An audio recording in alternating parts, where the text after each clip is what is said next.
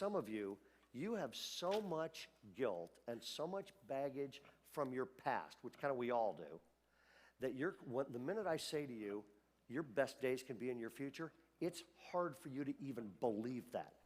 And we have somebody at this church that was kind of stuck there herself. And God did some things in her life. She ended up writing a book about this. And would you give Barb Wilson a Bayside welcome? Barb, come on out.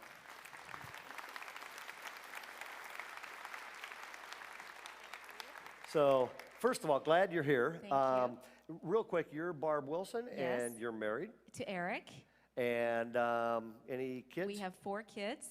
They're all kind of, well, they're grown now. The youngest one's 19. We got 2 married, and they're all out of the house. So it's kind of fun now. They're all out of the house. Yeah, they're gone. Answer to prayer. We're still Way to paying go. for college, though, so we're still attached to them somehow. What? Just kidding. But. No kidding. Would the ushers please come forward?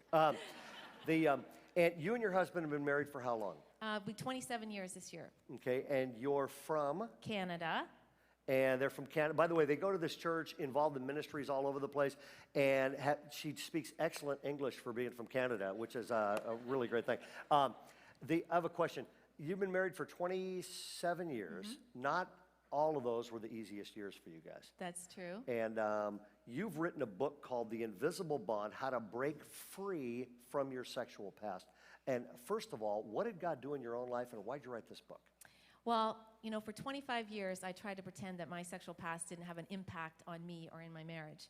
And then at the time, I was actually out teaching sexual abstinence in high schools and colleges. And what I was teaching, God was beginning to use in my life and actually showed me how my past was impacting me and then led me through this amazing healing journey.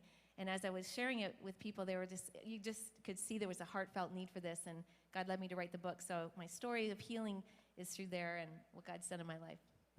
And what's interesting is we just read this verse, adultery is a trap. And on the back of this book, right in big letters, it says this, you've had sex, now it has you.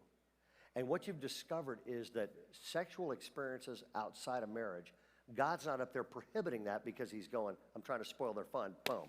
There's actually interesting physiological stuff going on. Absolutely. Well, and the most amazing thing is that science has proved all along what God has said from the beginning, to save sex for marriage. And that's because we have discovered that men and women release a hormone called oxytocin during sex that creates this intense bond with each other. Literally like the one flesh that God talks about in the Bible. The good news is, when we save sex for marriage, the only person that we're creating that bond with is our spouse. The damage comes when we have sex outside of marriage and then you break up and move on to a new partner and over again. What happens is we actually release less oxytocin each time with each partner. So that kind of sexual bonding from outside of marriage can harm us in 2 ways. First, it keeps us attached to past partners, which means that we bring wounds and secrets into our marriage that causes us to shut down emotionally and physically in our marriages. We have shame and anger and pain, and it very much affects the sexual relationship in a marriage. And then secondly, because of the impaired oxytocin release, we're not able to create the same kind of intense bond that God wanted us to have in marriage, which is, I think, why we struggle in our culture so much with emotional and physical affairs, as well as the high divorce rate. That's right. And what's interesting about that is, as you describe this, I think most of the folks in this audience, we can appreciate, you know, man, sexual past stuff, whether it's a relationship, whether it's internet stuff, whether it's magazines or movies or all of that kind of stuff. And there's a lot of shame associated with that. That gets hauled into a marriage. I mean, it really can bog down a marriage, and sort of low-level guilt replaces joy. And I want to ask this question. If somebody's sort of really caught up with that stuff and feeling like they're not, you have a chapter in here called A Heart Set Free. What do you mean by that, and can that happen? Well, that's the most amazing thing about God. He can heal and restore anything, and I love the fact that he can take the mess that we make of our lives and turn it into something that's a message of hope for others. And when I'm talking about bonding, it's not just from our own choices. It can happen with sexual abuse or rape, or as you mentioned, you can get bonded to pornography.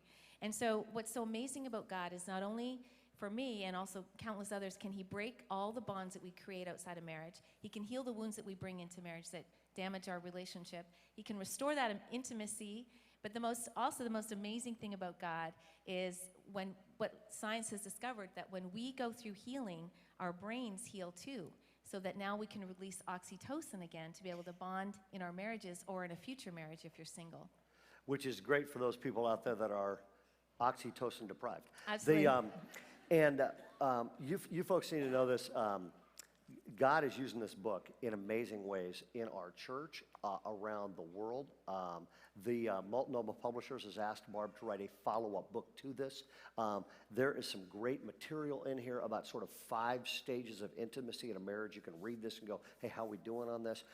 For those of you that are going, I've got some past relationships, and I would love to know that I'm totally free from that now. There is actually a prayer of release and freedom in this book that you can basically pray over every single thing you've ever done and then walk out with a heart set free. And we asked Barb to be here today to share, and also to be in the lobby afterwards. You can buy a copy of her book if you'd like, or talk to her at the table if you want. We want to say you have a great ministry, and I'm impressed that you have the courage to actually tackle this subject in a world like ours. So let's hear it for it. God bless you. Thank you.